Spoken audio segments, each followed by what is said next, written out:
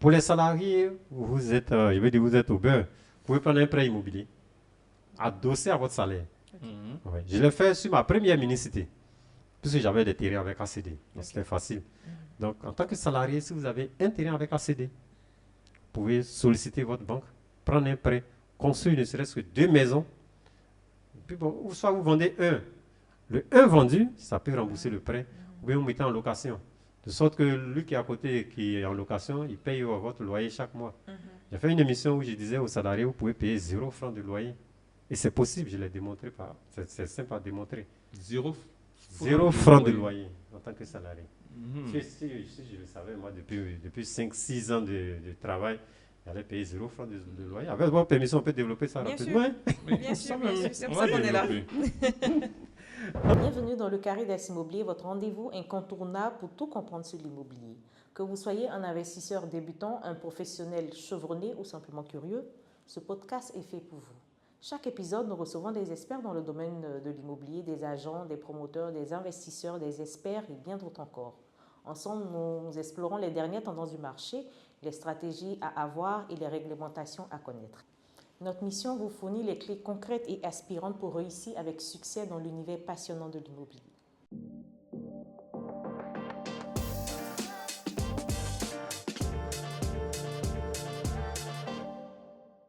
Bonjour chers investisseurs, chers passionnés de l'immobilier, c'est avec un cœur à la danse que nous vous retrouvons aujourd'hui pour le 5e épisode du Carré d'As Immobilier sur le thème « Comment réussir son projet de mini-cité ?»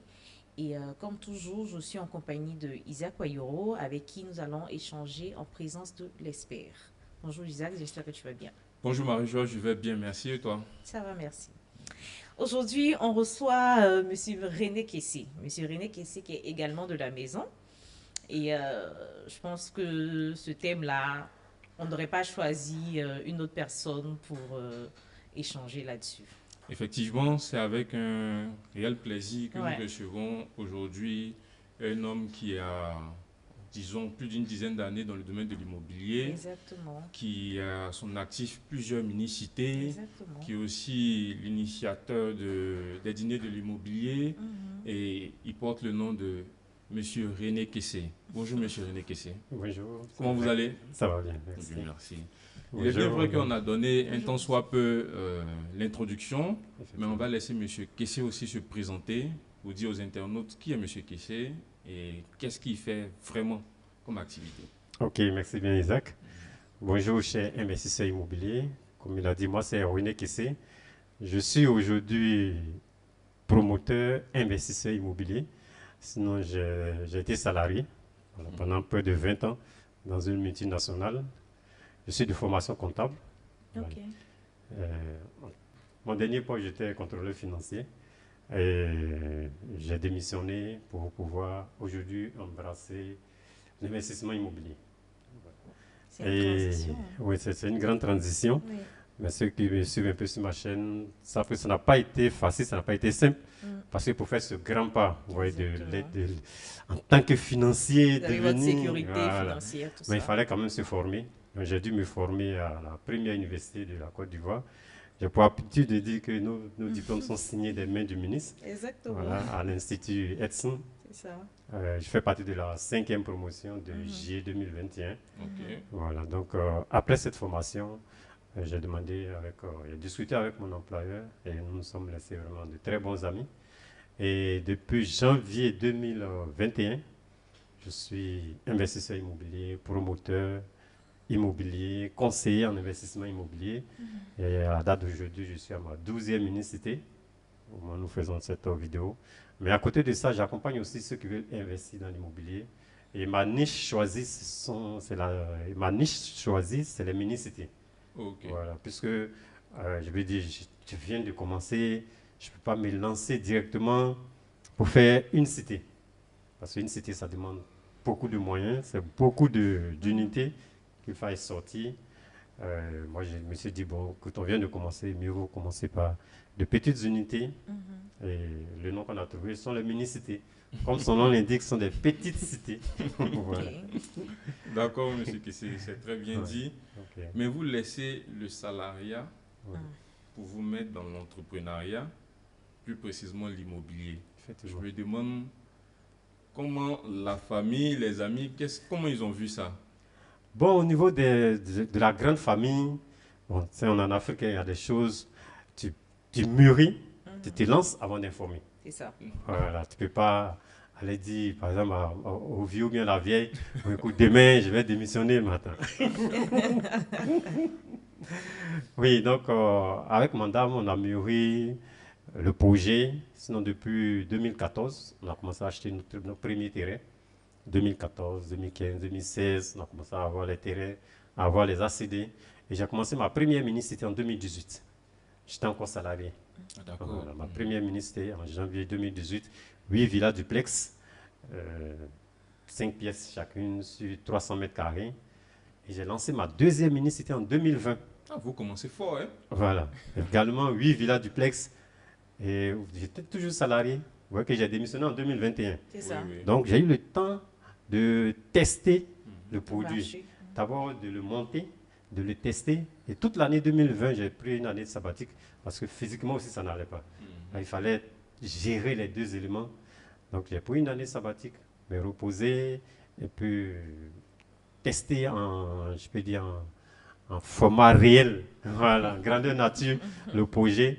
Et quand j'ai repris en fin décembre 2020, en janvier, je me suis rapproché de mon employeur pour dire, écoutez, bon, d'après quelqu'un d'Owadjou, ça veut dire il est l'heure de partir. Il est l'heure de partir. Donc, à la suite de ça, en tout cas, tout s'est bien passé et j'ai fait le pas. Et aujourd'hui, je ne regrette pas, voilà, parce que quand même, ça va. Non, nous-mêmes, on voit. On peut pas Franchement, ça va. Non, mais dans l'immobilier, je vais dire 2021, aujourd'hui, nous sommes en 2025, ça ne fait pas encore 5 ans. Ouais. Voilà. Mais Dans vous êtes l'immobilier, déjà- moi, j'ai appris que pour faire ton premier bilan, il faut attendre 5 ans. Ok. Voilà, c'est pas, donc, c'est au bout de 5 ans, ça dit c'est en janvier 2026, j'ai fait mon premier bilan. Mais les calculs sont déjà bons en tout cas. Oui, actuellement, les perspectives sont bonnes, Oui. les calculs sont bons, les Oui. projections sont bonnes plutôt. Bon, on regarde. Voilà. Ok. Ce qui est bien, c'est que dans notre domaine, notre matière première sont les terrains. Ouais. Oui. Donc, il faut avoir une bonne réserve foncière pour les coups durs. Donc, quand même, par la grâce de Dieu, on a quand même une bonne réserve foncière.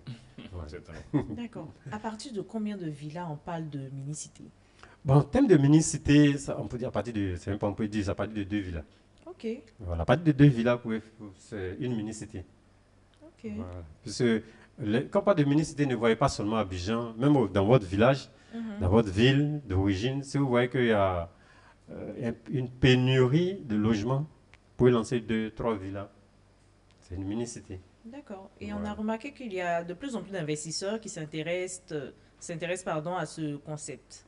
Oui, parce que le concept, il est réalisable facilement, Ok. en termes de coût, en termes d'unité, mais aussi sur le plan de la législation. Voilà, par exemple, la loi numéro 2019-57-6 du 26 juin 2019 portant code de la construction et de l'habitat, il n'y a pas de contrainte à réaliser une minicité de 2 jusqu'à 10 villas. Ok. Voilà. Donc, pas la loi même. En fait, la loi vous autorise à construire, les conditions sont à l'intérieur. Mais en termes d'autorisation, il n'y a pas de loi qui vous condamne, il n'y a pas de loi qui vous autorise. Voilà. Moi, personnellement, avant de commencer, j'ai cherché, j'ai fouillé dans la loi que je viens de citer pour voir quelles sont les différentes étapes. Parce que je voyais un peu, quand je me promenais un peu dans la ville, je voyais un peu 4 villas, 8 villas. Je dis, mais attends, comment ça se passe? Est-ce que c'est autorisé? Parce que nous, avant, nos parents, on connaissait les cités. Voilà, une cité de 2000 logements, une Voilà. cité de 3000 logements, avec les grands noms qu'on connaît. Mais je me dis, mais attends, mais pourquoi celui-là, il fait 8 villas, il fait 4 villas? Donc, je me suis rapproché du ministère pour voir s'il y avait des lois qui autorisaient. Et j'ai dû poursuivre monsieur le ministre. Oui, j'ai dit, comme je l'ai dit, hein, j'ai dû poursuivre monsieur le ministre, monsieur Koné Nabagné, et jusqu'à l'attraper entre griffes, en fait, lors d'une réunion avec les blogueurs de la Côte d'Ivoire. C'était en mai 2021, je crois, mai 21 ou bien 22, où je lui ai posé directement la question. Monsieur le ministre, moi c'est René Kessé, je suis un jeune Ivoirien, je veux me lancer dans la réalisation des municités, parce qu'aujourd'hui c'est là que mes moyens me permettent. Mais est-ce qu'il y a des lois qui autorise, est-ce qu'il y a des contraintes sur le plan de la réglementation. Il a été clair, il a dit non, il n'y a pas de loi qui vous autorise, il n'y a pas de loi qui vous condamne. C'est une tolérance du ministère. D'accord. Voilà. Donc, quand on te dit c'est une tolérance, c'est-à-dire que du jour au lendemain, une loi peut venir. Exactement. Oui. Parce que quand on parle de minicité, déjà, vous n'avez pas l'obligation d'avoir l'agrément promoteur et l'agrément programme. Qui fait office de l'agrément programme, c'est ce qui fait pour les particuliers le permis de construire. Et puis l'agrément promoteur, vous n'avez pas l'obligation. Donc, du coup, en tant qu'une personne, je veux dire, vous, monsieur, vous pouvez vous lever aujourd'hui, vous faites votre minicité. Si vous avez un terrain avec ACD, bien sûr, qui porte votre nom, vous faites le permis qui porte votre nom, vous lancez votre minicité sur votre terrain de 300, 400, 500 mètres carrés. Parce qu'il y a cette question aussi qui me revient, il y a certains qui me disent, bon, c'est à partir de combien de mètres carrés on peut faire une minicité? Effectivement. Moi, je me dis, les gens ont peur de ce thème-là. Est-ce que ce n'est pas le nom minicité qui fait reculer? Parce que si aujourd'hui quelqu'un a son terrain, il fait des maisons en bande, 3 ici, 3 ici, c'est aussi une minicité. Voilà, mais quand aujourd'hui on leur dit minicité, c'est du... c'est quoi une cité? C'est 200 logements. Est-ce qu'on ne va pas changer aussi le nom pour faciliter l'entendement à tout un chacun? Bon, sinon, le nom, changer le nom, on va trouver quel nom? Parce que en fait, c'est comme si tu construisais ta maison. Tu construis 2, 3, 4 maisons pour les mettre en location, bien pour les vendre à titre personnel. Seulement qu'on a trouvé le nom minicité qui est différent de cité. Exactement. C'est tout. C'est ça. Sinon, à l'intérieur, c'est une personne physique, lambda, comme vous et moi. On construit une maison, 2 maisons, et on vend ou bien on met en location. Voilà. Sinon, il n'y a pas de... Vraiment, n'ayez pas peur. D'accord. Et quels sont les principaux avantages et défis dans tel projet? Bon, les défis, d'abord, une minicité repose sur le sol. Il faut avoir le terrain. Voilà, le gros défi, c'est ça. Il faut sécuriser le foncier, comme j'aime le dire. Il faut sécuriser ton foncier. Parce que quand tu construis une minicité, que ce soit pour la vente ou bien pour la location, parce qu'une minicité a plusieurs, je veux dire, en termes de débouchés, il y en a plusieurs. Vous pouvez les mettre en location, vous pouvez les vendre, vous pouvez faire les deux. Vous pouvez faire aussi des résidences meublées. Mais ça se repose sur la terre. Donc, il faut sécuriser ton foncier. Ça, c'est je veux dire, c'est le nerf, c'est notre matière première. Voilà. Une fois ta matière première est sécurisée, bon, le reste, ça découle, quoi. Quand tu as les terrains avec ACD, ici en Côte d'Ivoire, nous parlons d'ACD, l'arrêté de concession définitive, pour ceux qui nous suivent depuis la diaspora. Ça vous confère la pleine propriété. À partir de là, tu fais ton permis de construire. À partir de là, maintenant, tu fais tes plans, tout et tout. Puis le reste découle. D'accord. Maintenant, dès qu'on a fini l'obtention du terrain, les papiers sont en règle, on rentre maintenant dans la construction. Non. Avant d'aller dans la construction, il y a, en fait, moi, ce que j'enseigne à mes étudiants, il y a plusieurs étapes. Voilà. Avant même de commencer ton projet, il y a toute une étude qu'il faut faire. Quelles sont ces étapes? Voilà. C'est ce que j'appelle le tableau de bord. Parce que tu dois faire un projet. Il faudrait que ce projet soit réaliste, soit réalisable. Et nous sommes investisseurs immobiliers. On ne construit pas pour aller dormir. Aujourd'hui, nous sommes à 12e minicité, plus d'une trentaine d'unités de production. Je veux dire, je ne vais pas dormir dans les 30. Donc, soit on vend, soit on met en location. Mais tout est que c'est destiné à la vente, à la commercialisation. Voilà. Donc, il faut que le projet soit rentable. Donc, les 3 R, d'après quelqu'un, les 3 R de René Kessé, réaliste, il faut que le projet soit réaliste. Premier R. Voilà, le premier R. Il faut que le projet soit réalisable. Deuxième R. Puis il faut que le projet soit rentable. Troisième R. Voilà. Il a raison. Les 3 R. Voilà, donc voici, il faudrait que d'abord respecter les 3 R. Mais pour pouvoir respecter ces 3 R, comme je le disais tantôt, il y a ce que j'appelle le tableau de bord. Tu as acheté ton terrain, ou bien tu vas acheter ton terrain. Dans quel quartier tu comptes acheter ton terrain? D'accord. À Benjerville, à Songon, à Boaké, à Korogo, à Man. Une fois que tu as la ville, tu as le quartier, tu te renseignes. Donc, en fait, cette première étape consiste à recueillir des informations fiables pour bâtir ton tableau de bord. Parce que ton tableau de bord doit contenir des informations fiables à la fin de sortir le taux de rentabilité. Voilà, le taux de rentabilité, c'est ce que tu gagnes en termes d'argent à la fin du projet. Donc, le terrain d'abord. Dans quelle ville? Donnez un exemple. Dans quelle ville on veut faire notre minicité? On va prendre un exemple. Boaké? On va faire une minicité à Boaké. Quartier? Je ne connais pas les quartiers de Ah Boaké. non, parce qu'il faut un quartier, Il il y a faut une quartier, ville là. où on a Ok. le coût du terrain. Gonfréville, c'est un quartier de Boaké, non? Oui. Ok. Maintenant, prenons un terrain de 1000 m². On peut l'avoir combien avec ACD? À Boaké? Ouais. Bon, allons sur la base de... En fait, c'est ça. Ou bien, C'est ce genre d'estimation là qu'on prenons doit une faire. ville que vous maîtrisez pour notre exemple. Donc, Yamsoukro, alors. à Yamsoukro, si vous Yamsoukro. voulez. Mhm. Quartier. Aussi, voici encore un problème. Les quartiers de Yamsoukro. Oui, parce qu'à Yamsoukro, les quartiers, en fonction des quartiers, ils n'ont pas les mêmes prix. Si on prend un terrain de 1000 m², on est On d'accord. va dire les quartiers non loin de l'hôtel présidentiel. là. Les présidentiels, là, ça c'est quartier millionnaire. Ok, quartier Quartier millionnaire. millionnaire, il fallait chercher autour de 100 à 120 000 francs, voire plus en Mètres termes de carrés. mètres carrés. Waouh. Oui, non, 100 même, 100 000 c'est petit. Il fallait chercher autour de 150 000 et plus en termes de mètres carrés. Donc, un 1000 mètres carrés, on est minima 150 millions. D'accord. Ok. On est d'accord là, Mhm. pour un terrain de 1000 mètres carrés. À raison de 150 000 francs le mètre carré. Oui. C'est le terrain, ça c'est le terrain seulement. Ça, Donc, c'est ça, le c'est terrain. le terrain seulement. Voilà. Donc, on est en train de bâtir notre tableau de bord. Hein. Oui. Ouais, pour ceux qui m'ont su, vous pouvez prendre une feuille. Donc, on a le terrain de 1000 mètres carrés. Donc, 150 millions. On va se renseigner dans la zone, qu'est-ce qu'on peut faire. Parce qu'il faut soit visiter ou faire visiter le site pour avoir une idée de l'environnement.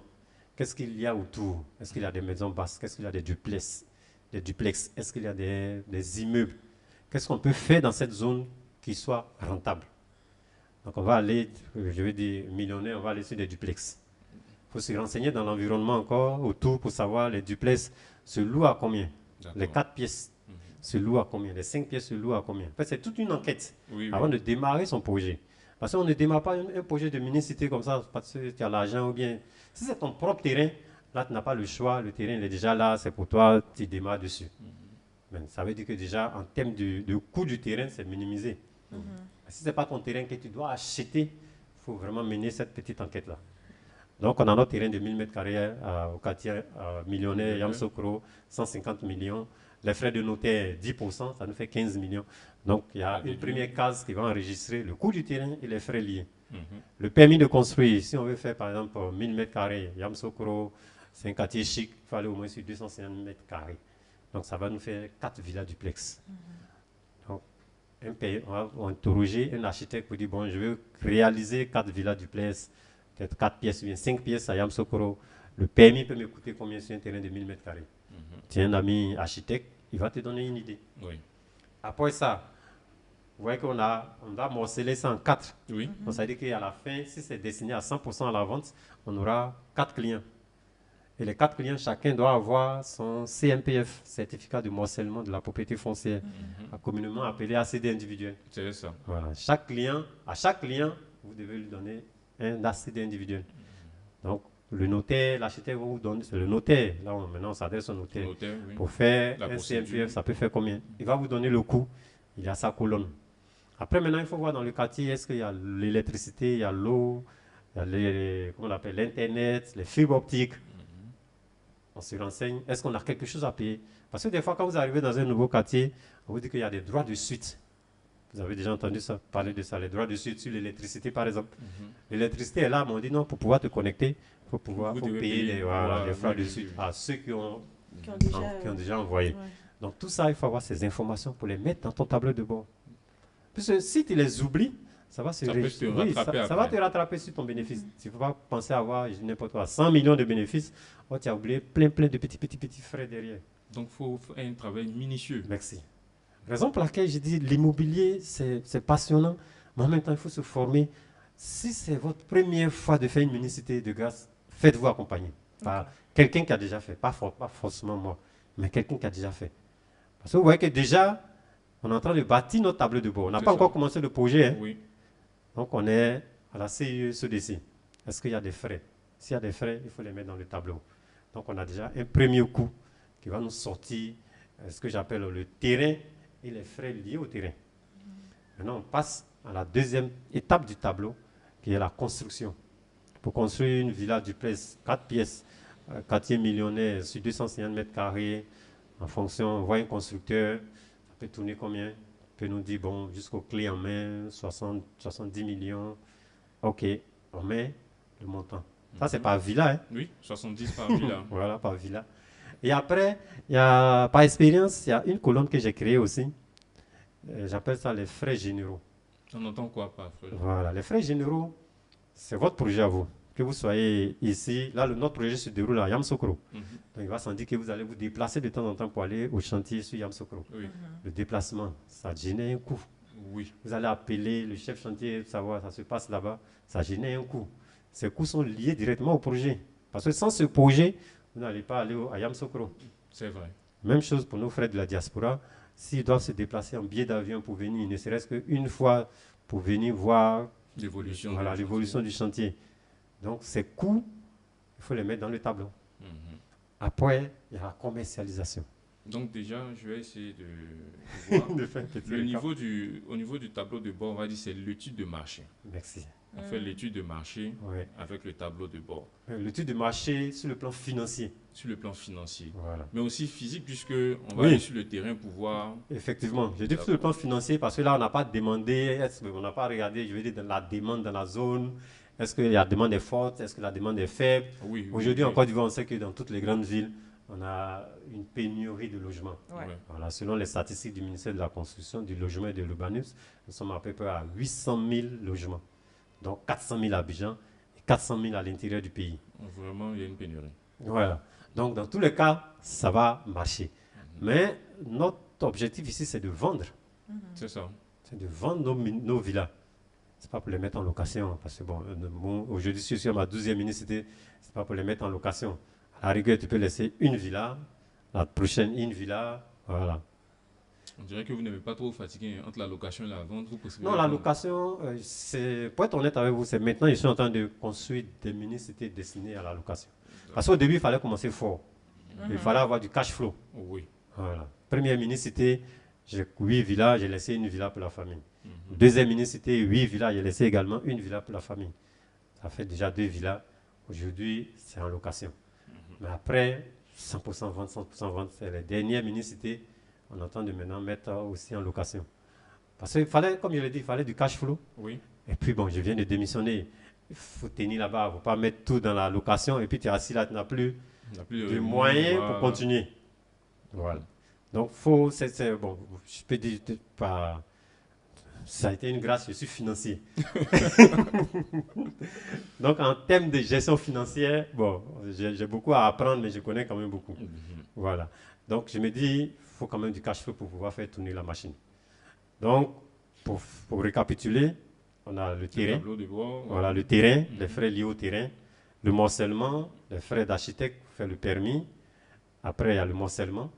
Le morcellement, il y a les ACD individuels. Après, il y a CIE, CDC. Et après, la deuxième vague, on tombe maintenant à la construction. Oui. Construction, les frais généraux. Après les frais généraux, maintenant, nous sommes à la commercialisation. Commercialisation, vous allez vous adresser peut-être aux agences immobilières agréées. C'est ça. Ou bien aux démarches. La vente, pardon. Voilà, pour vous aider dans la vente. Même si vous devez prendre des commerciaux pour la vente, mais ces commerciaux, il faut les encourager. Pas des commissions. C'est ça. Oui. Donc, dans le tableau, dans la colonne commercialisation, il faut prévoir un pourcentage qui est indexé sur le prix de vente. 10%, 5%. Moi, dans mes tableaux, je mets 5%. Ouais. Maintenant, en Côte d'Ivoire, lorsque vous avez un bien immobilier, vous, propriétaire, lorsque vous vendez, l'État vous faisait payer jusqu'au 9 janvier 2025, vous faisait payer 3%. De quoi? La plus-value. Ah, d'accord. Frais de notaire, Ah, propriétaire. Ça n'a rien à voir avec ce que le client va venir payer. Vous, en tant que propriétaire, vous devez payer 3%, comme je l'ai dit, jusqu'au 9 janvier 2025. Depuis le 10 janvier 2025, l'entrée en vigueur de la loi de finances 2025, ce taux est passé à 3,4%. Je pensais que c'était pour dire que ça a été annulé. Bon, peut-être en 2026, ça va être annulé, mais pour le moment, ça a augmenté. Okay. Ça a augmenté de 3 à 3,4%. Ça, c'est une information que beaucoup ignorent, beaucoup de propriétaires ignorent. Comme on le dit, l'une est censée ignorer la loi. Effectivement. Voilà, raison pour laquelle je vous invite à suivre le carré d'acier de l'immobilier pour avoir les dernières informations dans le domaine de l'immobilier. Donc, vous, en tant que propriétaire, vous allez payer 3,4%. Donc ça, il faut le prévoir. 3,4% du prix de vente. Il faut le prévoir. À côté de ça, lorsque vous construisez, vous en tant que propriétaire, vous devez vous assurer de la qualité de la construction, la bonne exécution de la construction. Donc il y a ce que j'appelle le suivi. Moi j'ai mon Binet, ce qu'on appelle notre Binet maison, M. Hervé Fouchakounan, qui supervise, qui est ingénieur en bâtiment depuis près de 19 ans maintenant, qui supervise toutes nos constructions. Mais à côté, lui c'est un ingénieur en bâtiment, mais à côté de lui, nous avons sur chaque municipalité, sur chaque chantier, nous avons les techniciens supérieurs, les jeunes qui ont fait le BTS, bâtiment, option, voilà. Eux, ils sont là de 7h à 18h pour s'assurer que tout se déroule dans les règles de l'art. Donc, Hervé Foucha, lui, passe régulièrement, surtout au moment critique de la construction, lorsqu'on fait la fondation, lorsqu'on coule la dalle. Il passe régulièrement aussi en semaine, de manière inopinée. Mais le technicien en bâtiment, il est sur le chantier 24 heures sur 24, si on peut le dire ainsi, pour s'assurer que tout se déroule bien. Et toutes les équipes coordonnent. C'est-à-dire, on a un groupe WhatsApp où ils nous font des reportings 2 fois dans la journée, à midi et le soir, sur chaque chantier. Parce que c'est toi qui es le propriétaire, c'est toi qui construis, c'est ton nom. Demain, quand on va venir prendre, on ne va pas dire que c'est tel constructeur. C'est ça, oui. On va dire non, ce sont les ministres de M. Kessé. Moi-même, je comptais demander, après le volet financier et autres, est-ce que vous avez aussi fait une formation de BTP? Non, moi, je n'ai pas fait de formation de BTP. C'est juste, en fait, la formation qu'on a fait à l'Institut INSUM rassemble un peu de tout. C'est ça. Voilà, du BTP, de la fiscalité, commercialisation. C'est une formation que je conseille vivement. Il y a beaucoup d'étudiants que j'ai fait rentrer à l'INSUM.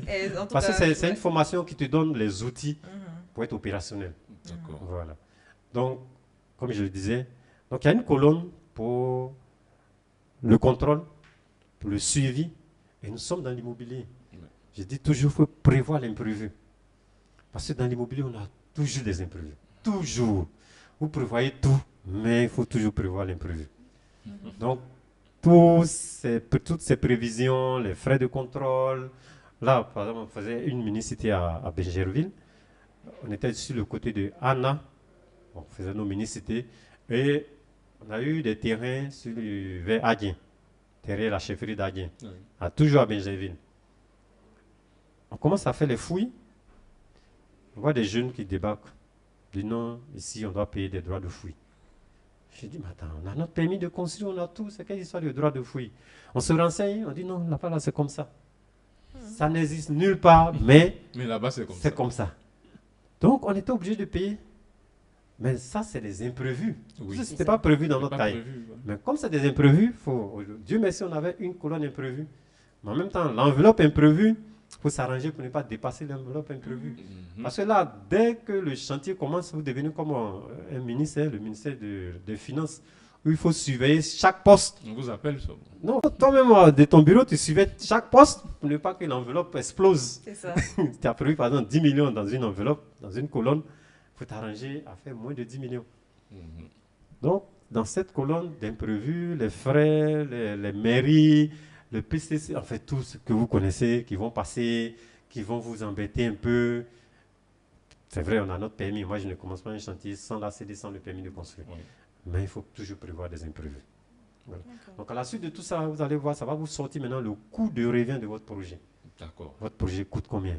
Ça. De 150 millions de l'achat du terrain jusqu'à la fin, on peut se retrouver au moins à 3 ou bien 4 fois. Wow. Maintenant, après ça, tu vois le quartier, bon, n'importe quoi. 150 millions divisé par 4, on est à combien? 75 divisé par 2, on est autour de 37 millions 500 par maison. Tous les frais compris, peut-être tu peux te retrouver avec la construction du clé en main, peut-être à 80 millions. Tu regardes le quartier, tu te renseignes, ta petite enquête, tu vois que bon, une villa, tu peux vendre quand même une villa à 140, 150 millions.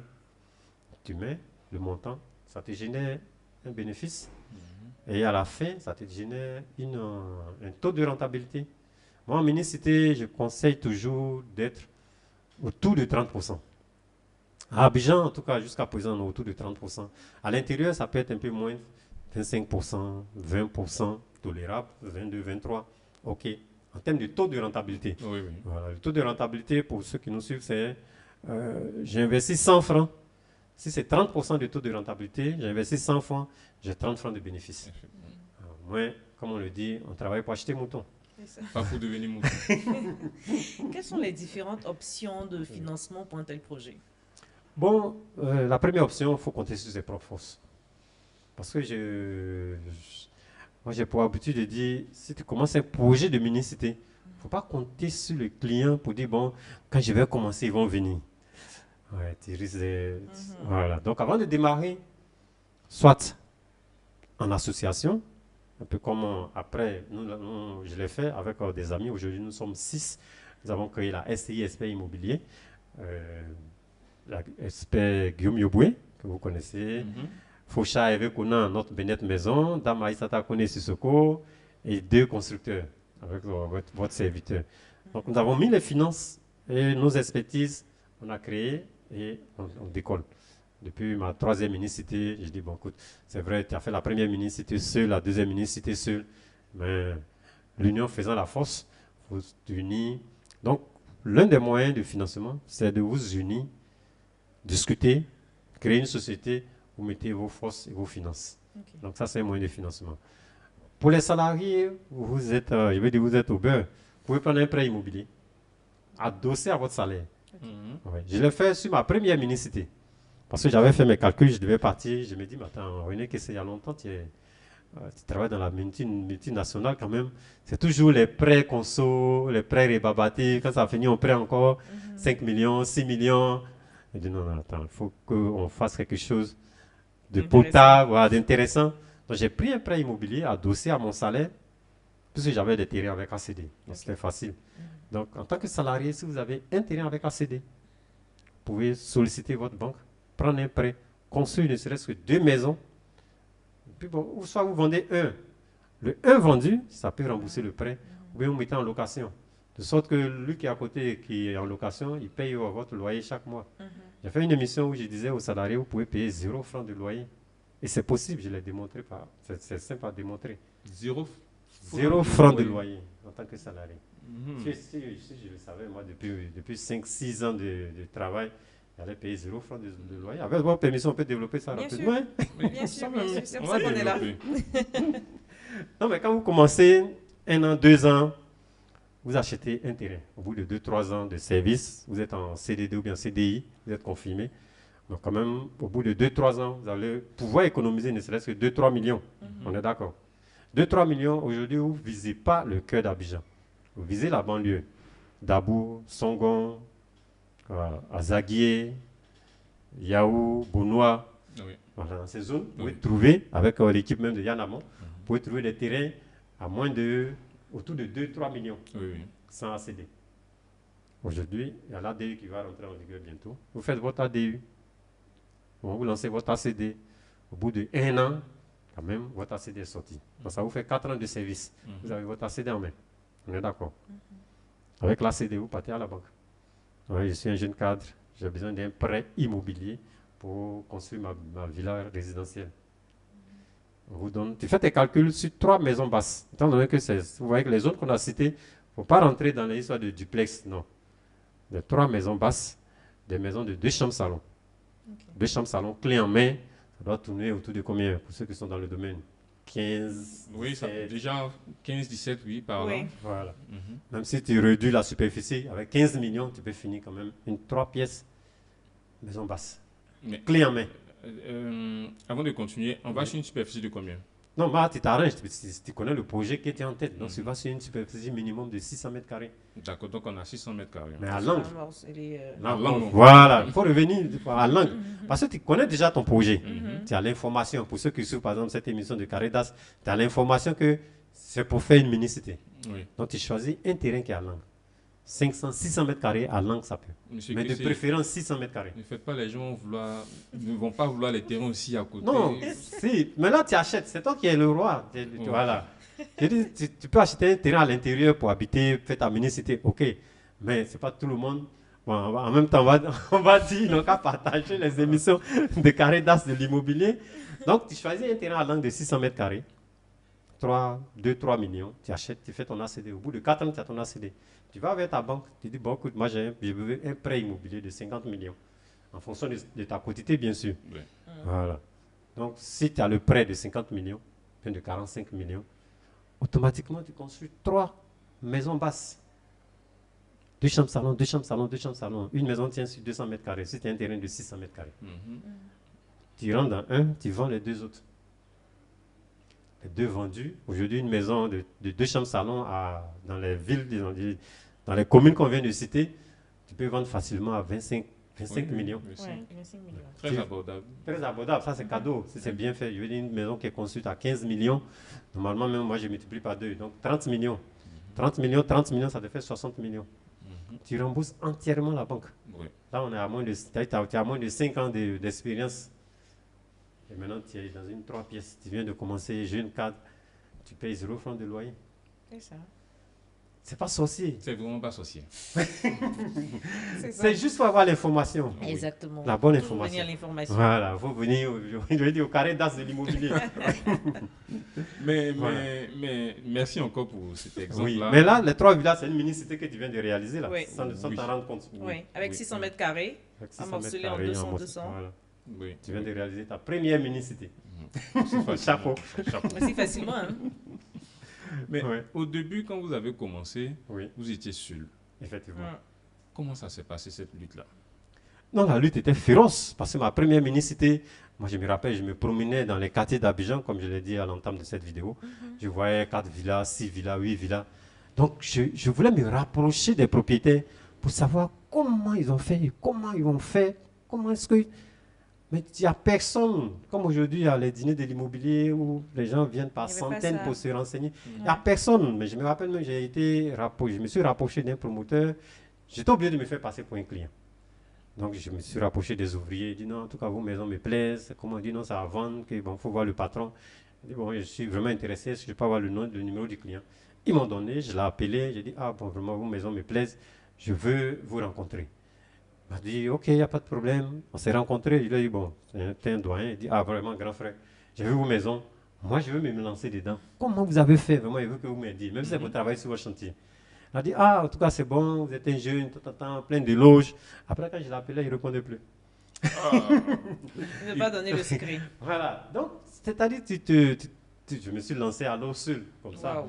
Voilà, je me dis, et quand j'ai pris le prêt adossé à mon salaire, je me dis, bon, écoute, on prend pour réaliser les 4 premières villas, des 8, puisque ma première ministre, c'était 8 villas duplex. Donc j'ai fermé mes yeux, j'ai construit 4 villas. Dans quelle zone déjà? Benjeville, juste à côté de Laurier 21, avant Ok. Anna. Si. Voilà, Si. Benjeville Anna, si on peut le dire. Donc j'ai réalisé 4 villas, vraiment au gros œuvre, 100% au gros œuvre. Je me dis, bon, au pire des cas, comme j'avais mon projet, au pire des cas, au moins les 4 là, si je vends 2, pour rembourser la banque, il va me rester 2. Voilà. Là, les 4, c'était sur une superficie de combien? De 280, disons 300 mètres carrés. Parce que c'était des terrains de 590 mètres carrés. Donc quand tu divises en 2, ça te fait environ 300 mètres carrés, 300 mètres carrés. Des villas duplex de 5 pièces. Le salon fait 42 mètres carrés. La chambre principale, 28 mètres carrés. Parce qu'on s'est dit, bon, c'est notre première mini-cité. Il faut mettre toutes les chances de son côté, Oui. construire quand le client vient. Je me rappelle, il y a un client qui est venu visiter. Il a dit, non, la maison est trop bien construite. Que monsieur Kessé, vous êtes sûr que vous vendez? Il dit, non, je vends. Il dit, non, lui, il ne croit pas qu'on puisse vendre. Que la maison est trop bien construite, trop bien aérée. Puisque moi, je travaille avec des architectes. Bien aéré, tout et tout. Donc, vraiment, il a dit, monsieur, c'est à vendre. Donc, ça dit, tu as construit bien pour pouvoir bien vendre. Il me dit, bon, écoute, c'est ma première mini-cité, on ne va pas lésiner sur les moyens. Mais après, ça s'est vendu. Dès lors, l'inspiration a commencé. Oui, après ça, maintenant, la deuxième mini-cité. Puisque dans la zone, j'avais plein de terrains dans la zone. Donc, après, deuxième mini-cité, sur 4 terrains également. La troisième. Puis bon, après, on s'est dit, écoute, on va seul, c'est vrai. Mais c'est mieux d'aller en groupe. Oui. Parce que quand tu es seul, pour la majorité des entrepreneurs, nous qui sommes en Afrique, je dis bien dans le contexte africain, peut-être en Europe, ils ont une autre moyen, mais en Afrique, entre la caisse de la maison Et puis la caisse de l'entreprise, étant donné que c'est toi ceux qui a les 2 signatures, des fois quand il y a un problème ici, tu puisses de l'autre côté pour régler. Oui, parce que je me rappelle, dans un mois de novembre 2022, j'ai encaissé sur papier 48 millions par là. Parce que les clients ont payé, tout et tout, mais après quand ils veulent voir dans la comptabilité, il n'y avait pratiquement pas grand-chose. C'est pas les 48 millions. Donc, je me suis dit, mais écoute, on engrange beaucoup de millions, mais il faut bien cadrer. Oui. Alors, si vous êtes nombreux, déjà, tu n'es pas seul à gérer, tu n'as même pas la signature sur le compte, donc déjà, c'est bon. Voilà. Mais à côté de la SCI que nous 6 nous avons créée, chacun a son activité voilà, qui continue. Il y a des salariés à l'intérieur, on a des experts. Voilà un peu. Mais quand vous vous lancez comme ça, dans un premier temps, vous avez dépensé combien en général, sans rentrer dans les détails? Bon, déjà, comme j'avais acheté les terrains depuis 2014, mais en même temps, quand c'est votre propre terrain, au moment de faire votre tableau de rentabilité, quand je regarde aujourd'hui, je regarde mon premier tableau de rentabilité, ça n'a rien à voir. Je veux dire, il y a des colonnes que j'avais carrément sautées. Mais je peux dire, la construction, on était autour de 22 millions par villa. CU, en ce moment, il n'y avait pas CU, CDC, on a provisionné. En tout, hein, pour 8 villas, d'abord pour 4 villas, il fallait 650 millions. Donc 8 villas, il faut compter autour de 300 millions en termes de coût de projet. Chapeau, monsieur Kessé. Vous étiez seul, avec le soutien de votre femme. Oui, ça c'est une dame à féliciter. Oui, parce que d'abord, il fallait démarrer ça, et puis il fallait démissionner. Oui, justement. Ouais. Au moment de démissionner, si vous n'avez pas, honnêtement, si vous n'avez pas le secours, bien le soutien de votre partenaire, ce n'est pas la peine de vous lancer. Je tenais à lui dire merci parce qu'il était un grand soutien. Il dit non, chérie, c'est bon, ça va aller. Dans tous les cas, on va pas. Parce que nous-mêmes, déjà, on avait notre propre maison. Dans tous les cas, on a un endroit pour dormir et puis bon, on ne va pas manger gratin. Il sait que ça va aller. Donc, quand tu as des mots d'encouragement comme ça, bon, tu te lances, voilà, ça motive. Ce n'est pas forcément les finances, mais le petit mot qui motive, qui vous donne du carburant. Donc, quand j'ai démissionné, j'étais serein. Je savais que bon, derrière, j'avais un soutien. Et puis quand c'est comme ça, tu es libéré dans la tête, tu as zéro stress, quoi. C'est quelque chose qui nous tue, nous les hommes aussi, c'est le stress des femmes. Oh oui. Ah oui. Ah oui. Qu'est-ce que vous m'avez regardé? Non, j'ai regardé là-bas et puis bon, je me suis dit bon. Effectivement. Désolée. Je ne m'attendais pas à ça. Mais vraiment, c'est encouragé. Et est-ce que madame, elle était en fonction ou Oui, elle est toujours en fonction. Ah, d'accord. Ouais, elle est dans le fond, elle est fonctionnaire. Donc, vous conseillez que dans le couple, un soit entrepreneur et l'autre en fonction, bien les deux en même ça temps? dépend de votre statut actuel. Il ne faudrait pas qu'on dise ça et puis les gens vont divorcer leur femme. Non, mais tout dépend. Même si elle n'est pas fonctionnaire, tout est une question de courage. Voilà. C'est parce que le fait de démissionner, tout ça, il y a forcément l'approvisionnement, mais si la femme ne fait rien à côté, ce sera un peu difficile, je suppose. Hein. Chez nous, les Akans, on ne regarde pas trop ce côté. Exactement, c'est l'homme qui donne tout. Un Akan reste un Akan. C'est ça, d'accord. C'est un Agni d'Abengro. Quel conseil donnerez-vous aux entrepreneurs qui souhaitent se lancer dans un tel projet? Bon, les entrepreneurs, d'abord, c'est de se former. Okay. De deux, c'est là on parle des mini-cités, donc c'est de sécuriser le foncier sur lequel ils vont construire. Puis c'est de faire un bon tableau de bord. N'inventez pas des chiffres pour vous faire plaisir. Vous allez avoir peut-être un taux de rentabilité de 45%, 50%. Ah ouais, si je lance mon projet, je vais avoir 50% de bénéfices. On ne doit pas se faire plaisir. Allez à l'information, prenez la bonne information. Si vous voyez que le projet n'est pas réaliste, mais il n'est pas rentable, vous laissez tomber. Vous cherchez une autre zone. Vous pouvez commencer à l'intérieur du pays. Parce qu'il y a beaucoup qui veulent construire forcément à Abidjan. Non? Moi, aujourd'hui, j'ai un projet à l'intérieur du pays avec les maires, mais où on veut couvrir, comme je l'ai dit, il y a 400 000 logements en termes de déficit en Côte d'Ivoire, 400 000 à l'intérieur. L'intérieur aussi a besoin de mini-cités. Voilà. Donc, vous pouvez commencer à l'intérieur. Et puis, bon, un peu, vous revenez à Abidjan. Si vous voulez votre projet devenir Abidjan. Voilà. Donc, de se former, de commencer à l'intérieur.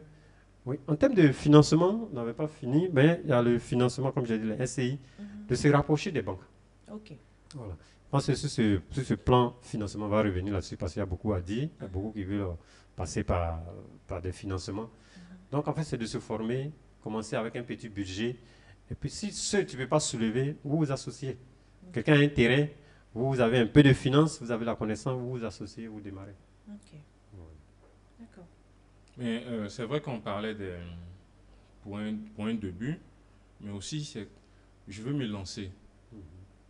Quels sont les différents critères pour un choix? C'est vrai, au début, vous avez parlé un tout petit peu de ça, mais pour un choix d'une zone qui peut être attractive, où je ne vais pas, comme on le dit, taper poteau. Non, aujourd'hui, en Côte d'Ivoire, toutes les zones sont attrapides. Moi, j'ai pour habitude de dire tout ce qui se loue peut se vendre. Okay. Aujourd'hui, si vous construisez une maison, que vous avez un locataire, vous approchez de ce locataire, écoute, ma maison, si ça peut t'intéresser, il peut te vendre. Sur 5 locataires, vous allez avoir au moins 2 8. Et vous avez dit on peut partir à l'intérieur. Oui, bien sûr. Bon, est-ce que c'est pas... Bon, vous allez me dire aussi, vous êtes le premier, c'est vous qui devez ouvrir pour que tout le monde puisse venir commencer à faire. C'est ça. Mais je ne veux pas perdre, M. Kissé. Moi, je veux faire pour gagner. Oui, bien sûr. Il faut que le projet soit rentable. Voilà. À l'intérieur, selon vous, quelle zone peut être une bonne zone? Toutes les zones. Toutes les zones. Toutes les zones. Mais j'ai une petite astuce pour choisir quelques villes. Sinon, d'office, toutes les villes où vous pouvez louer, vous pouvez faire une mini-cité, vous pouvez vendre. Maintenant, il faut choisir les villes dans un premier temps où il y a des universités. Okay. Parce que les universités drainent d'abord des étudiants, ça draine des professeurs, des enseignants, ça draine des chercheurs. Et quand il y a un monde comme ça, ça draine force. L'État est obligé de les sécuriser. Donc, les corps habillés sont là. Les banques, quand il y a du monde comme ça, donc dans un premier temps, vous voyez un peu que là, on vient de faire des critères de choix en termes de ville. De choix. Voilà. Deuxième, ce sont les infrastructures.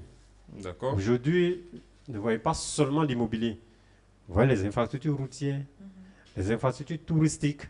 Donc, les sites où le ministère ou l'État, dans sa globalité, est en train de développer les infrastructures, le tourisme. Par exemple, il y a une ville que beaucoup regardent aujourd'hui, Sassandra. Okay. Si vous partez sur le site du ministère des Tourismes, Sassandra a un projet de village touristique. Ce n'est pas pour rien qu'on a fait la côtière. La côtière quitte depuis Abidjan jusqu'à San Pedro, voire plus. Mais déjà, avec cette côtière, il y a beaucoup d'opportunités immobilières qui s'ouvrent. Donc, il faut avoir l'intelligence immobilière pour savoir que s'il y a la côtière, donc les gens peuvent aujourd'hui quitter Abidjan facilement, puisque c'est Abidjan qui est, d'après quelqu'un, voilà, qui est le numéro 1. Donc les gens peuvent quitter Abidjan facilement pour aller sur la côtière, se reposer, le week-end et puis revenir. Aujourd'hui, comme je l'ai dit, Sassandra a un projet de village touristique avec plein d'infrastructures qui sont prévues par le ministère du Tourisme et des Loisirs. Donc quand vous êtes dans l'immobilier, c'est vrai, il faut regarder tout ce qui se passe sur le site du ministère de la Construction, mais il faut voir aussi les autres ministères qui impactent l'immobilier. Oui. Entre autres, le ministère des Infrastructures, de M. Amédée Kouakou. Oui. Voir les routes. Comment ça évolue. Il faut voir le ministère du Tourisme. Il faut voir même à l'intérieur du ministère de la Construction quels sont les sites qui sont choisis. Par exemple, aujourd'hui en Côte d'Ivoire, il y a des sites qui sont choisis pour héberger des logements sociaux. Aussi bien à Abidjan, à l'intérieur, San Pedro, Yamoussoukro. Donc, en fait, c'est une petite enquête en interne. Il faut mener ces enquêtes auprès de ces ministères pour savoir le site, il est où. Et à côté de ces sites, déjà, toi, tu cherches à te positionner en termes d'achat de terrain. Voilà. Pour un projet que tu dois réaliser dans 2-3 ans. Parce que nous, il y a beaucoup de personnes qui veulent se lancer dans l'immobilier en 2025, avoir les résultats en 2025. Non. Moi, mes projets, mes ministres que je dois construire, par exemple, en 2027, j'ai déjà les terrains. Ok. Donc, ce sont des projets à long terme. Merci. Pas forcément long, mais au moins court et moyen terme. Voilà. C'est-à-dire, sur 2-3 ans, tu dois avoir quand même les informations et te positionner. D'accord. Voilà. Pour ça, je pense que Yann Amon est bien indiqué en termes de stratégie de terrain. Oui. Voilà. Donc, ça, c'est pas à moi de vous apprendre ça. Non, pas forcément à nous, mais à nos internautes. Oui, à nos internautes. C'est de suivre le carré d'as de l'immobilier. Exactement. Donc, il faut déjà te positionner. en respectant, comme j'ai dit, ces petits critères. S'il y a une université, les infrastructures routières, les infrastructures touristiques, est-ce qu'il y a une route qui passe, qu'est-ce que l'État a prévu, est-ce qu'il y a une usine qui est prévue dans telle ville. Donc, en fonction de tous ces éléments, tu te positionnes en termes d'achat de terrain. Oui, en termes d'achat de terrain. Mais l'achat de terrain aussi, comme c'est pour faire une mini-cité, même si on te présente l'îlot, il y a des endroits à l'intérieur de l'îlot que tu dois choisir. Ouais. Par rapport au plan, comme vous avez dit, à l'angle. Ouais. En fait, pour faire la mini-cité, c'est à l'angle, et puis les terrains qui sont entre deux rues. Là, ça, ce sont les meilleurs choix. Les meilleurs choix. Route devant, route derrière. Ok. Donc déjà, on répète, à l'angle ou entre deux rues. Voilà. Si vous devez choisir. Oui. Mais si c'est déjà votre terrain, si vous êtes entre trois voisins, dans tous les cas, les acheteurs vont trouver la solution. La solution. Voilà. D'accord. Et quels sont les défis à long terme pour la gestion d'une mini-cité? Les défis à long terme, ça dit aujourd'hui, moi je suis en train de rentrer dans une option où mes mini-cités doivent être autonomes. Okay. Sur le plan de l'énergie, à Yamsoko nous avons l'énergie solaire, et sur le plan de l'eau. C'est-à-dire qu'il faudrait maintenant, je veux construire des mini-cités qui soient autonomes. Parce que le soleil, nous, aujourd'hui, il fait chaud, hein? Il fait chaud à Abidjan. À l'intérieur, même là, c'est grave. Je dis, tu vas à Yamsokro, j'y serai la semaine prochaine. Mais quand tu es arrêté, tu ne peux pas tenir. Non, tu ne peux pas tenir. Donc, il y a le soleil. Et Dieu merci, le gouvernement a détaxé certains entrants en termes d'énergie solaire. Donc, ça fait que le coût de l'énergie solaire est devenu moins cher. Donc, pourquoi ne pas en profiter? Donc, d'abord, il y a les entrants. Et puis, il y a le confort. Aujourd'hui, mes mini-cités, à Yamsoko, je prévois par exemple une piscine, une salle de réunion, un restaurant, une salle de sport, une supérette.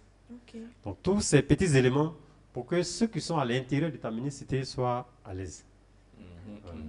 Parce que moi je construis en grande partie pour vendre, mais Yamsoko exceptionnellement on l'a construit pour faire du meublé. C'est du 100% meublé. Une mini-cité sécurisée, fermée, 100% meublé. Pourquoi pour le meublé vous avez choisi Yamsoko? Parce qu'on a mené nos enquêtes, Yamsoko, il y a plus de 1000 hôtels là-bas, au Bamo. Mais il y a des week-ends où vous n'avez plus de place. Les gens sont obligés d'aller jusqu'à Toumoudi, remonter un peu partout dans les villes aux alentours. Yamsoko aujourd'hui, Yamsoko par rapport à l'autoroute du Nord, Yamsoko c'est 2-3 heures de route. Mais puis c'est une ville paisible, une ville calme. Voilà. Donc quand tu as fini ta semaine à Abidjan avec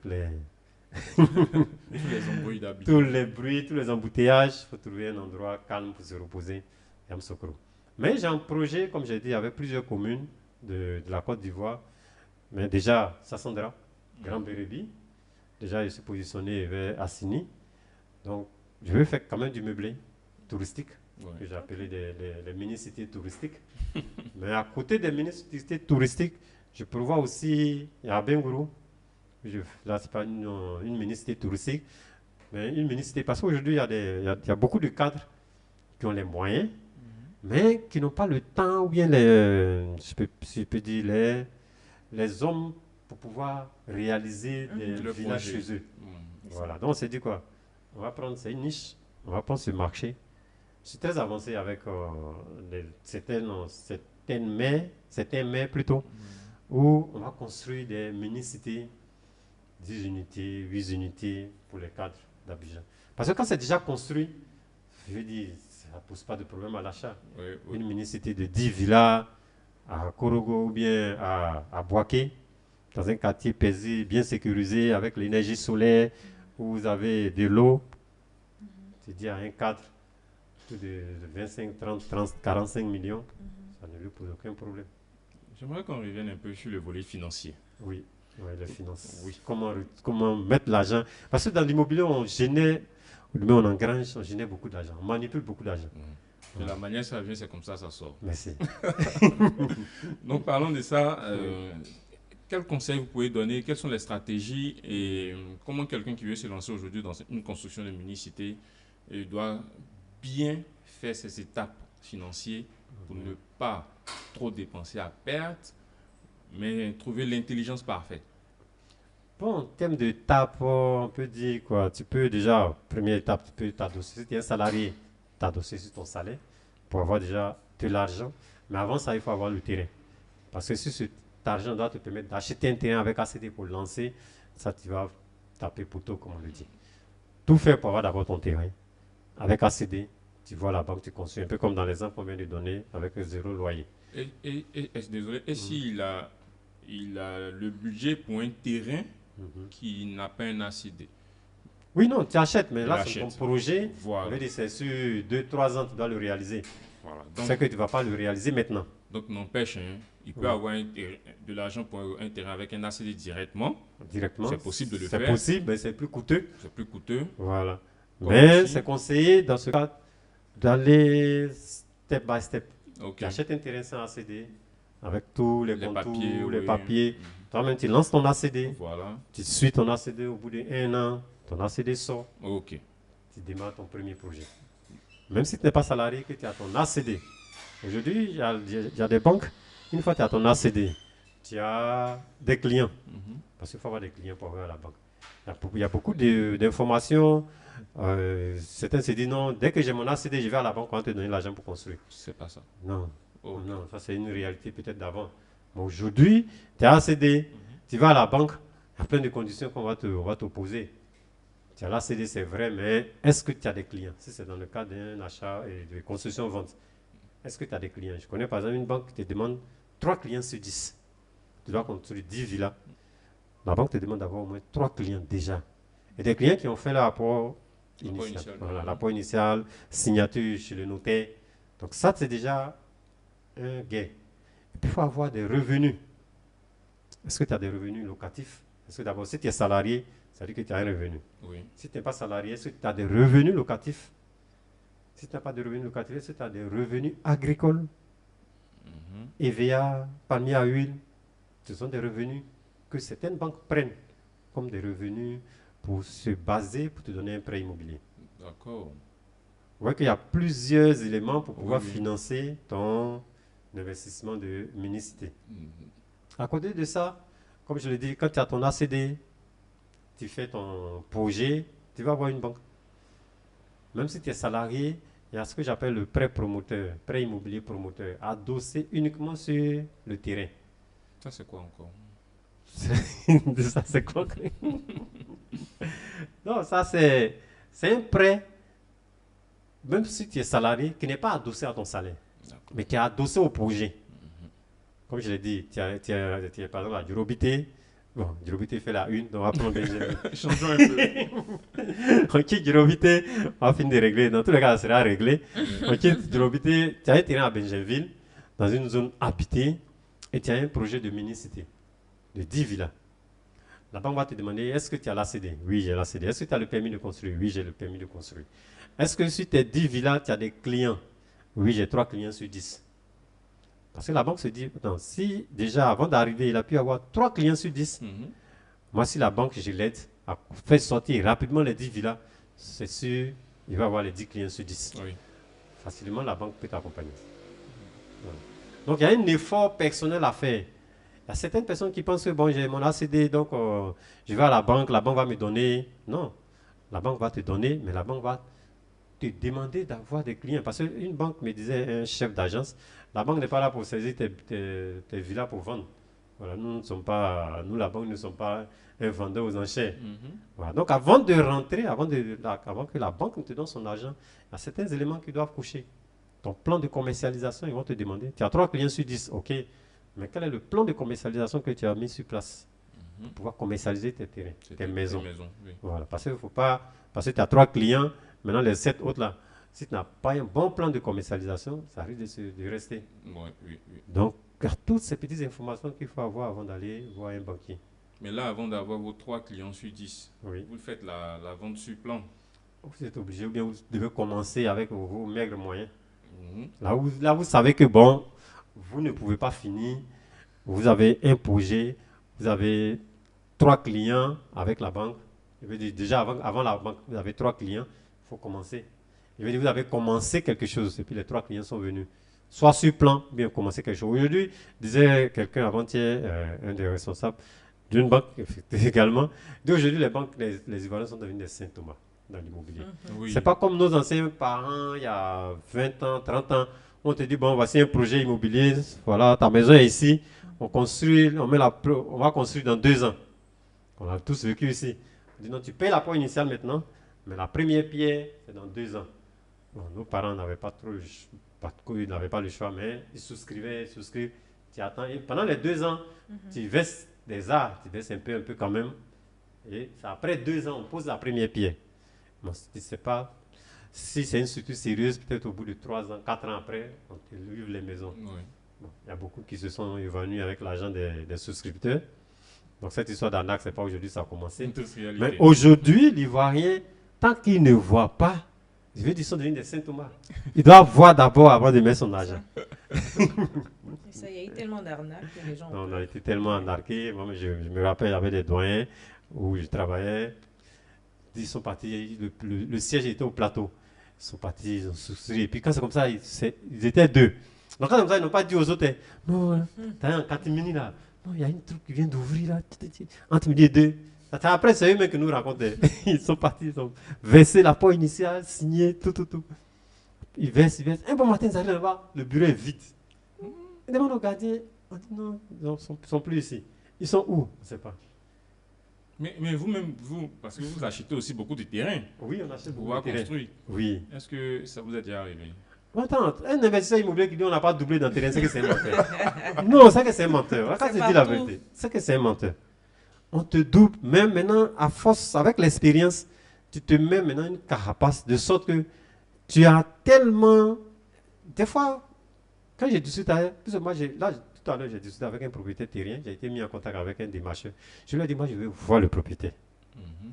Il dit, non, mais ce que c'est, il n'y a pas de problème, c'est moi, je suis en contact direct, le contact direct du propriétaire. J'ai dit, c'est vrai, mais c'est pas à toi, j'ai donné mon argent. Oui. Si je dois payer ça des mains du propriétaire. Avant d'arriver ici, j'ai fait la réunion avec le propriétaire. Mais quand j'ai vu le monsieur, déjà même, quand tu vois, tu sais qu'il inspire confiance. Et puis dans la manière de parler, il y a ce que j'ai appris aussi, puisque ma femme, elle est psy, comme on fait psychologue. Donc il y a des gestes, il y a le langage non verbal. Voilà, elle est conseillère d'orientation et inspecteur d'orientation psychologue.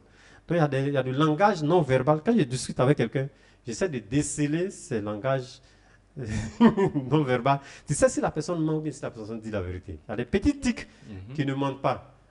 La bouche peut mentir, mais le langage corporel ne peut pas mentir. Voilà. Or, moi j'ai dit 80% de mon entretien avec quelqu'un de son langage non verbal. Un jour, j'ai discuté avec un fournisseur de matériaux. J'étais un partenaire, on était parti négocier une ligne budgétaire, une ligne de crédit pour dire, bon, on va te donner 10 millions. Nous, on va prendre des matériaux à hauteur de 10 millions en termes de DMA. Bon, DMA, c'est quoi? Découvert maximum autorisé. Ça, c'est quand j'étais encore salarié. Donc, on aura un DMA de 10 millions, de sorte qu'on ne dépasse pas les 10 millions. On te verse, par exemple, 10 millions. On va prendre des matériaux pour 10 millions. On peut prendre encore des matériaux pour 9 millions. Donc, on voit que là, on a un crédit de 9 millions. Oui. Tout est dit qu'on ne doit pas dépasser 10 millions. On doit toujours rester. Mais quand on cause avec la personne, dès qu'on a fini, mon partenaire a pris sa voiture, il est parti, moi j'ai pris ma voiture, je lui ai envoyé un WhatsApp. Ouais, le gars, il a donné son accord. Hein. Je veux dire, le vendeur, il a donné son accord. Non, il n'y a pas de problème, vraiment, c'est bon. Dès qu'on est sorti, j'ai envoyé un message à mon partenaire pour dire non, son langage non verbal dit qu'il n'accepte pas. Parce que le monsieur il était gêné, il n'arrivait pas à me fixer. Je lui ai envoyé un message WhatsApp pour dire non, le monsieur, il ne faudrait pas qu'on compte sur lui parce qu'il ne va pas accepter. Tout ce qu'il a dit là, je ne sais pas ce que toi tu as entendu, mais moi ce que j'ai entendu, c'est qu'il n'accepte pas. Effectivement, il n'a pas accepté. Après, il lui a dit non, toi continue, parce que moi si il continue. En fait, quand il me ment vis-à-vis, je ne peux pas continuer la communication avec toi. Donc il lui a dit bon, continue avec lui et puis après fais-moi le compte rendu. Il a continué, il a dit non, le monsieur, il a dit non, bon, après, non, c'est sa banque, il doit, donc il dit bon, dans tous les cas.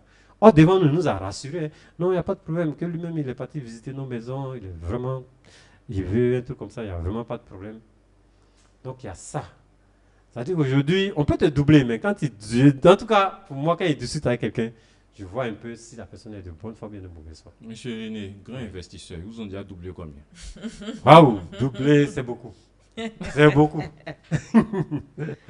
C'est beaucoup. J'ai acheté un terrain en 2009, par exemple. En 2008-2009. Et en 2011, après la crise, ça c'est le propriétaire. Il prend son téléphone et puis il me lance. Il appelle. Je regarde. On venait de passer la crise. Quand j'ai décoché, Jean, il était surpris. Jean, il priait pour que je meure.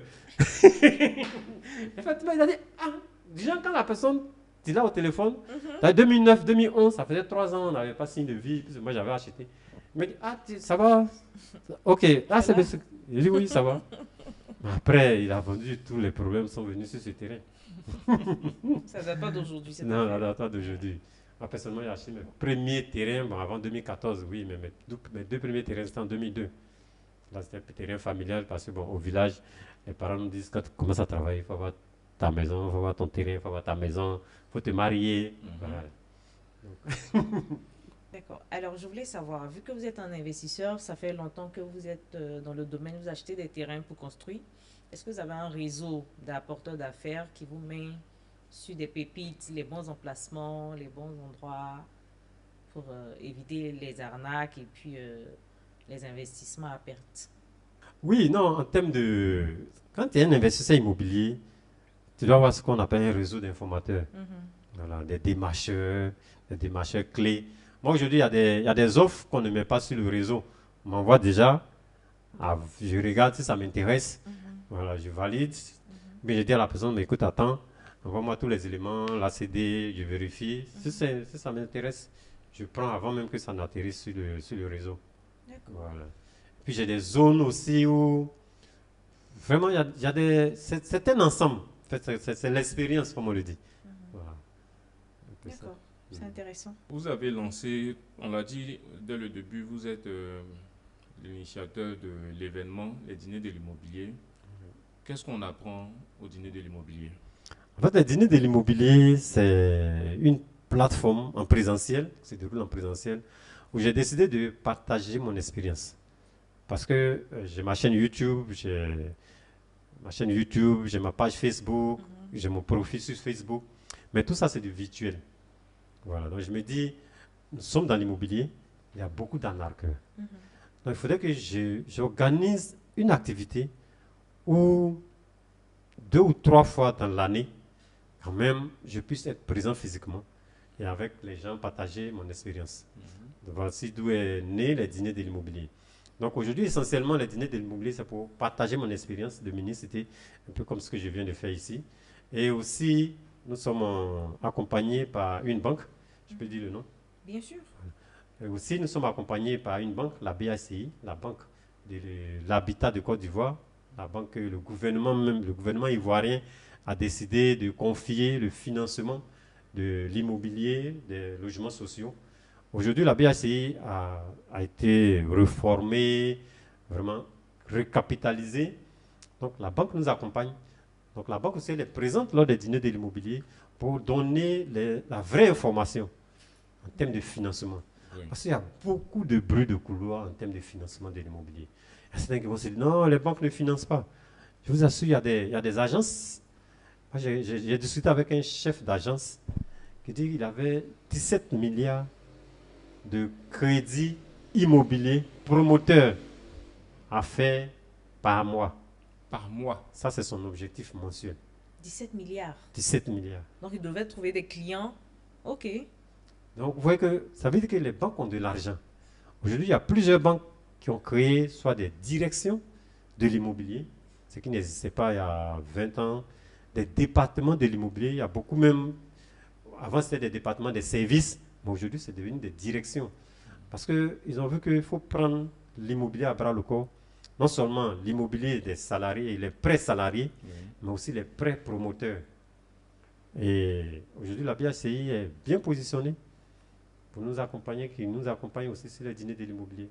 Donc, pour faire simple, les dîners de l'immobilier, c'est une plateforme pour se voir physiquement, partager notre expérience, partager nos vécus, avoir la bonne information, créer un réseau des hommes et des femmes d'affaires de l'immobilier. Et aussi, comme son nom l'indique, on finit toujours par un bon dîner. Toujours. Vous êtes à laquelle édition? Oui, le samedi dernier, c'est le 22 février 2025, c'est la 10e édition. La 11e édition est prévue pour le 31 mai. Samedi 31 mai 2025. À Abidjan? Non, cette fois-ci, on va pas faire ça à Abidjan. On vise une grande ville de l'intérieur. Ça reste une surprise. Voilà, c'est la surprise. C'est très intéressant, mais aussi, est-ce qu'à l'intérieur de tous vos réseaux, est-ce que vous avez des filleuls qui sortent aussi gagnants dans l'investissement des mini-cités? Non seulement j'ai des filleuls de la Côte d'Ivoire, j'ai des filleuls de l'Afrique, j'ai des filleuls, beaucoup de filleuls même de la diaspora. Parce que j'oubliais, je suis aussi, j'aime pas le mot coach, formateur. Voilà, je suis aussi formateur dans le programme Back to Africa de Philippe Simo, depuis 3 ans maintenant. Cette année, il y a 96 étudiants où nous nous retrouvons tous les lundis, 19h GMT, c'est-à-dire 20h heure de Paris, jusqu'à 21h GMT, 22h heure de Paris, sur Zoom, où je fais la formation sur les mini-cités. Donc il y a beaucoup de gars de la diaspora qui reviennent, pas physiquement, mais qui se font pour venir faire des mini-cités. Il y a aussi des Africains qui me suivent sur mes 2 chaînes, YouTube et Facebook. Par exemple, j'ai un Béninois. Il n'est jamais venu au dîner de l'immobilier. Il a réalisé une mini-cité au Bénin de 4 villas duplex. Et il m'appelle, il me dit, monsieur Kessé, j'ai suivi vos vidéos. Ça m'a permis de réaliser ma première mini-cité au Bénin. Il travaille en RDC. Il a réalisé sa première mini-cité au Bénin. Et l'ouverture, c'est en juin, clé en main. En juin 2025, donc il m'invite. Ça, je ne peux pas dire mon étudiant, ou bien en tout cas, il me suit seulement sur les réseaux. Donc voilà, mais ceux qui viennent, je dis, 2e, 3e édition des dîners de l'immobilier, il y en a plein qui réalisent. Parce que quand tu viens au dîner de l'immobilier, ça veut dire que tu as déjà le projet, ou bien tu as déjà le terrain, soit tu dois te lancer, ou bien tu as envie de te lancer, mais il te manque quelques mécanismes. Donc quand tu viens, puis après chaque dîner, nous créons un groupe WhatsApp. Généralement, nous sommes autour de 100 personnes. On crée un groupe WhatsApp, les 100 personnes sont à l'intérieur et la formation continue. Donc si tu as une question, tu la poses dans le groupe, soit dans le groupe, on a du tout. On a des notaires. Une fois même, il y avait une juge. Je dis, madame la juge, elle dit non. Si là, on n'est pas juge. Il y a des directeurs généraux. Vraiment, il y a beaucoup qui sont dans le groupe. Donc, quand tu poses une question, comme je dis, il y a des notaires, il y a des comment on appelle, leur nom m'échappe. C'est ici qui me revient, leur nouveau nom là. Magistrat et autres. Non. Bon, les huissiers, pour faire simple. Chaque huissier, votre nouveau nom là m'échappe, c'est trop compliqué. Donc, il y a des huissiers, il y a des notaires, il y a un peu de tout, des juristes qui sont à l'intérieur. Donc, quelqu'un peut répondre. Même il y a des gens qui travaillent au ministère de la Construction qui sont dans certains groupes. Donc, lorsque tu poses une question, il y a toujours quelqu'un pour répondre. Donc, si quelqu'un ne répond pas, moi, je suis obligé de répondre. Mais pour les débutants, quand vous parlez de millions, 10 millions, 30 millions, 60 millions, 100 millions pour construire, est-ce que ça ne fait pas fuir les gens? Non, si vous ne pouvez pas seul, comme je l'ai dit, vous vous réunissez. Voilà, parce qu'une mini-cité, vous voyez le tableau qu'on a bâti, à la fin, ça ne va pas te sortir 20 millions, 30 millions. Ça va sortir des centaines de millions. Donc vous vous réunissez, chacun peut apporter un peu, 5 millions, 10 millions, 15 millions. Vous vous réunissez dans un cadre bien légal, et puis vous commencez. C'est plus intéressant lorsque vous êtes nombreux même. Je ne dis pas nombreux, mais au moins de 10 personnes. Vous vous réunissez avec un cahier de charges clair, un règlement intérieur clair, une société qui est constituée en bonne et due forme. Vous voyez un notaire, vous créez votre société. En fait, lorsque on veut créer ce genre de groupe, il y a toujours des gens qui pensent qu'ils sont plus intelligents que leurs camarades. C'est ce qui casse les groupes. Or, si dès le départ, vous avez mis toutes les conditions, comment on rentre dans le groupe, comment on sort pour celui qui veut sortir en cours de route, tout est prévu. Le calcul du bénéfice, à quel moment vous allez calculer, vous allez repartir votre bénéfice, à quel moment. Quand c'est clair, le gars vient, il regarde les conditions, ça l'intéresse, il rentre dedans.